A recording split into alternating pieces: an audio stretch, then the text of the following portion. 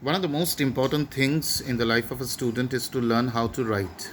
This is a very important idea that you need to understand very clearly, and believe me, it's not tough. Writing is something in which you are putting your thoughts into words. There is no way in which you can write exactly whatever you are thinking. There is no way in which your thoughts can be translated into your writings.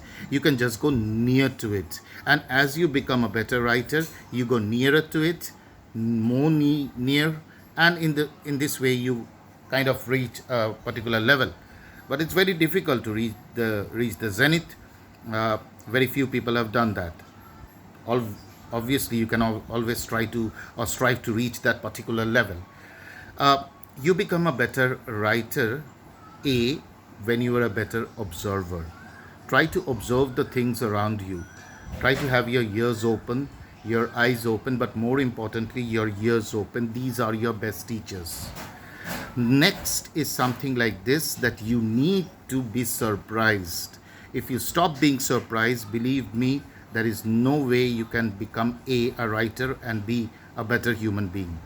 If you're not surprised by, say for an example, one day you open the door of your veranda and look up to the sky and see the moon coming out of the clouds, if you're not surprised by that, believe me, it's very difficult to become a better writer. The other important thing, that is C, I wanted to tell you is that reading makes you a better writer. The more you read, the more you fall in love with the words. The more you fall in love with communication, the more you fall in love with saying something, transferring an idea to into somebody's brain, somebody's persona, somebody's thought process, somebody's soul, somebody's feelings. So that is very much important.